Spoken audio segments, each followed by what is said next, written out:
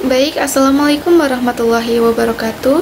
Perkenalkan, saya Dian Permana Putri dengan NIM C0C023014 dari program studi D3 Akuntansi Angkatan 2023. Di sini saya akan memaparkan materi mengenai restrukturisasi perusahaan dan holding company. Restrukturisasi perusahaan dapat dilakukan dalam berbagai bentuk seperti merger, akuisisi, divestasi, spin-off, rekapitulasi, dan perusahaan operasional. Strategi ini dapat membantu perusahaan mengatasi masalah keuangan, meningkatkan nilai pemegang saham, serta menciptakan keunggulan kompetitif. Namun, proses restrukturisasi seringkali melibatkan tantangan besar, seperti penyesuaian struktur organisasi, pemutusan hubungan kerja, serta biaya restrukturisasi yang tinggi.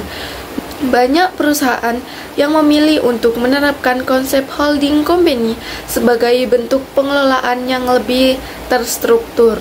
Holding company adalah perusahaan induk yang memiliki saham mayoritas di beberapa anak perusahaan dengan tujuan mengendalikan dan mengelola bisnis secara lebih efisien.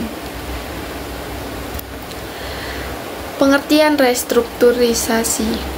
Restrukturisasi perusahaan dalam proses perusahaan yang dilakukan oleh suatu perusahaan untuk meningkatkan efisiensi, memperbaiki kondisi keuangan, serta memperkuat daya saing dalam menghadapi tantangan bisnis.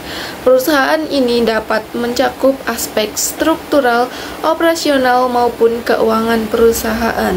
Strukturisasi sering dilakukan sebagai strategi untuk mengatasi kesulitan keuangan, meningkatkan nilai perusahaan, atau menyesuaikan diri dengan perusahaan pasar atau regulasi. Konsep holding company.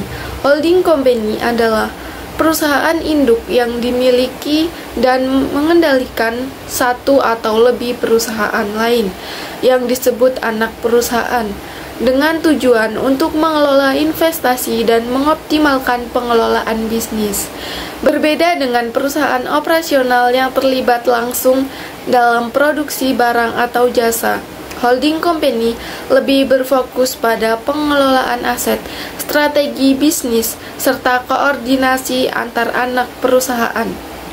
Holding company biasanya memiliki saham mayoritas atau penuh di anak perusahaan, sehingga dapat mengendalikan kebijakan keputusan strategis tanpa harus menjalankan operasional harian. Jenis-jenis restrukturisasi perusahaan. Restrukturisasi perusahaan dapat dibagi ke dalam beberapa kategori berdasarkan aspek yang mengalami perubahan, yaitu restrukturisasi keuangan, operasional, dan organisasi. Berikut adalah jenis-jenis restrukturisasi yang umum dilakukan oleh perusahaan. Yang pertama, restrukturisasi keuangan.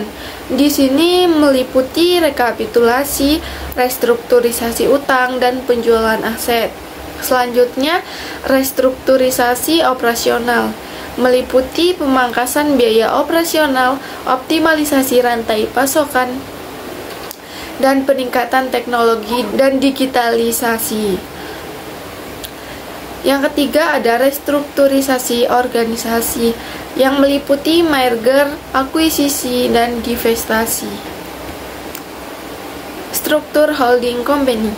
Struktur holding company dapat bervariasi tergantung pada ukuran, industri, dan tujuan bisnis perusahaan induk. Namun, secara umum, struktur holding company terdiri dari beberapa komponen utama yang berperan dalam mengelola dan mengendalikan anak perusahaan. Berikut adalah elemen-elemen dalam struktur holding company. Yang pertama, perusahaan induk. Yang kedua, anak perusahaan. Yang ketiga, ada intermediate holding company atau jika ada. Yang keempat, divisi atau unit bisnis strategis. Yang kelima, dewan direksi dan manajemen holding. Yang keenam, hubungan dengan pemegang saham dan investor. Model struktur holding company. Yang pertama, pure holding company. Nah, pure holding company ini sendiri hanya berfungsi sebagai pemilik saham tanpa menjalankan operasi bisnisnya sendiri. Yang kedua, mixed holding company, yaitu selain sebagai pemilik saham, di sini juga menjalankan bisnis operasionalnya. Yang ketiga ada financial holding company. Di sini berfokus pada kepemilikan di sektor keuangan seperti bank dan asuransi. Yang keempat, operational holding company, yaitu berperan aktif dalam mengelola dan mengendalikan operasional anak perusahaan. Keunggulan dari holding company ini sendiri yaitu holding company memiliki berbagai keunggulan yang menjadikannya strategis bisnis yang efektif dalam mengelola aset dan operasional perusahaan. Salah satu keunggulan utama adalah diverifikasi risiko, di mana holding company dapat memiliki beberapa anak perusahaan di berbagai sektor, sehingga jika satu bisnis mengalami kerugian, keuntungan dari unit lain dapat membantu menyeimbangkan kondisi keuangan grup. Selain itu, holding company memungkinkan efisiensi dalam manajemen dan pengelolaan aset dengan mengkoordinasikan strategis bisnis serta optimalisasi sumber daya secara lebih terstruktur. Nah, holding company sendiri memiliki dampak terstruktur perusahaan, yaitu restrukturisasi perusahaan memiliki dampak yang signifikan, baik secara positif maupun negatif. Terdapat berbagai aspek bisnis dan pemangku kepentingan. Dari sisi positif, restrukturisasi dapat meningkatkan efisiensi operasional, memperbaiki struktur keuangan, serta memperkuat daya saing perusahaan pasar.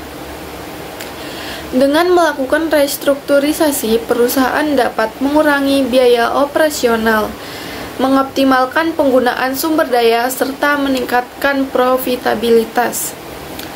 Selain itu, restrukturisasi dapat membantu perusahaan yang sedang mengalami kesulitan keuangan dengan menyelesaikan kembali struktur modal, seperti mengurangi atau melakukan rekapitulasi, sehingga stabilitas keuangan dapat terjaga. Dalam jangka panjang, langkah ini dapat menciptakan pertumbuhan bisnis yang lebih berkelanjutan serta meningkatkan nilai bagi pemegang saham.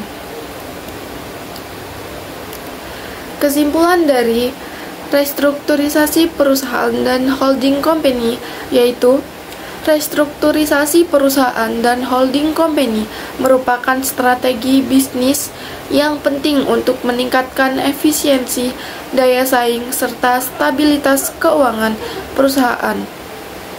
Restrukturisasi dapat dilakukan melalui berbagai cara, seperti merger, akuisisi, divestasi, atau optimalisasi struktur keuangan dan operasional. Jika dijalankan dengan baik, restrukturisasi dapat membantu perusahaan mengatasi tantangan bisnis, mengurangi biaya, serta meningkatkan nilai bagi pemegang saham. Namun, proses ini juga memiliki tantangan, seperti resistensi internal, biaya implementasi yang tinggi, dan potensi dampak sosial seperti pengurangan tenaga kerja. Mungkin itu materi yang dapat saya sampaikan. Lebih dan kurangnya saya mohon maaf. Saya akhiri, wallahul muwaffiq ila aqwamit thoriq. Wassalamualaikum warahmatullahi wabarakatuh.